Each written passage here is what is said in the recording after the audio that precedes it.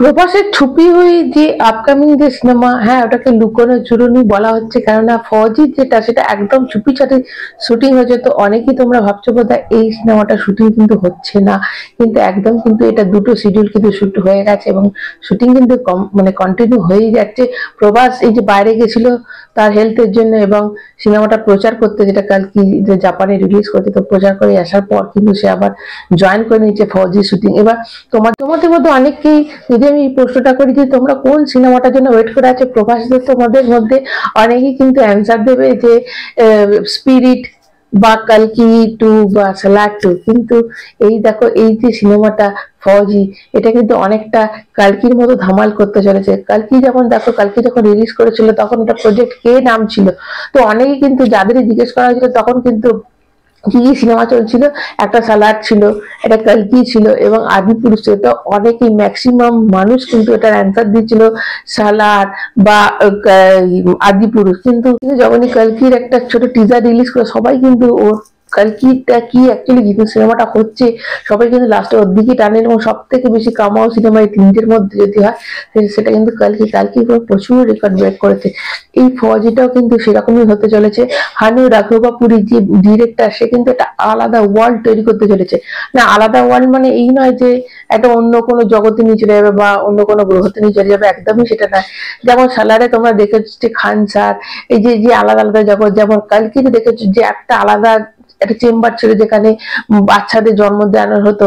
তো ওরকম একটা জায়গাতে কিন্তু নিয়ে চলে যাবে। এবং তোমরা জানো যে ফৌজি সিনেমাটা কিন্তু 1943 মানে 1940 সালের 40 থেকে 47 মধ্যে ওই সময়টাকে ওরা কভার করছে এবং ওখানে কিন্তু ব্রিটিশ সৈন্যদের মধ্যেই কিন্তু থাকবে এরকমটা শোনা যাচ্ছে। প্রভাসের যে ক্যারেক্টারটা, মানে হিটলারকে দেখা যাবে ওখানে, কিন্তু সুভাষচন্দ্র বোসকে দেখা যাবে। সুভাষচন্দ্র বোস দ্বারা কিন্তু অনুপ্রাণিত এবং সুভাষচন্দ্র বোসের আজাদি ফৌজি কি ও থাকবে কিনা সেটা কিন্তু এখন একটু ডাউট আছে। তবে এটা একটা আলাদা ওয়ার্ল্ড তৈরি করছে, ওই সময়কার জিনিস তৈরি করছে এবং এমন জিনিস তৈরি করবে যেটা তোমরা এর আগে কোনো সিনেমাতে দেখোনি, এরকম একটা টাইপের তৈরি করছে।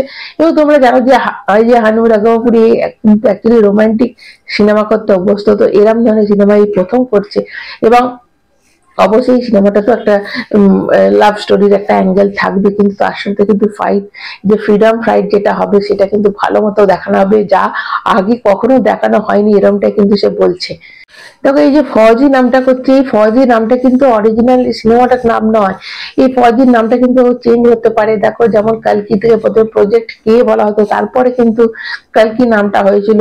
তো এরকমই এখানেও কিন্তু নামটা চেঞ্জ হয়ে যাবে পরে, অন্য আরো হয়তো কিছু এর সাথে অ্যাড হবে। তো এরকমই একটা ব্যাপার।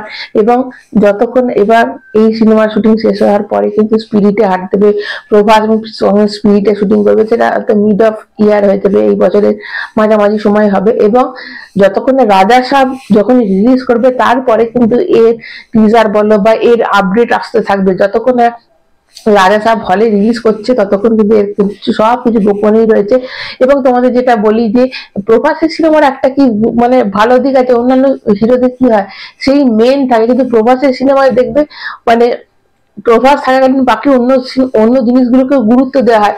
যেমন এই সালারে বলো, এই খান স্যার, সোরিয়াঙ্গা, এই যে একদিন জিনিসগুলো দেখানো ছিল কালকিতে প্রভাস বাদেও যে একটা একটা ওয়ার্ল্ড দেখানো ছিল যেখানে মেয়েদের প্রজনন করা হচ্ছে একটা জায়গায় আটকে রেখে। তো ওই যে একটা ওয়ার্ল্ড দেখানো হচ্ছিল, এটা কিন্তু একটা বিশেষ বৈশিষ্ট্য আছে যে বাহুবলী বলো, সব সিনেমা বলো, বাহুবলী 1 বাহুবলী 2, যে একটা আলাদা কিন্তু শুধু প্রভাসকেই মেন এটা নয়, একটা আলাদা কিন্তু ওয়ার্ল্ড তৈরি করেছে যেখানে মানে সেটা দেখানো যায়। যেমন সেটা বাহুবলীতেই বলো বা সালারে বলো। তো এরকমই এই সিনেমাটা তো কিন্তু সেটাই হতে চলেছে।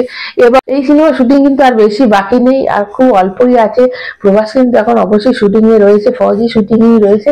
এবং এই সিনেমাটা যদি রিলিজ করার কথা বলো তাহলে 2026-এর লাস্টের দিক বা মিডল বা লাস্টের দিকে হবে, তার আগে কিন্তু হবে না। কেননা এবছর দেখো একটা সিনেমা অলরেডি মুক্তি পাবে, রাজার সাথে। সামনের বছর কিন্তু এই সিনেমাটা হবে 2027 সালে, স্পিরিট হবে। তো দেখো 2027 সালে কিন্তু দুটো সিনেমা আসতে পারে, একটা কালকি 2 আর স্পিরিট এর মধ্যে একটা ক্লাস হবে, না তো সালার 2 বা স্পিরিটের মধ্যে। স্পিরিট তো অবশ্যই আসছে 2027-এ, কিন্তু দুটো সিনেমার মধ্যে একটা, ওরই দুটো সিনেমার মধ্যে ক্লাস হবে, একটা কালকি হতে পারে কিংবা একটা সালার 2 হতে পারে। বা দেখা যাক কি মানে কি হয়। তো তোমরা কতটা এক্সাইটেড শুনে অবশ্যই কিন্তু তোমরা কেউ কমেন্ট করো, একটা কমেন্ট করে জানিও, একটা লাইক কিন্তু অবশ্যই দিও ভালো লাগলে, এবং চ্যানেলটা সাবস্ক্রাইব করো। এখনকার মতো টাটা।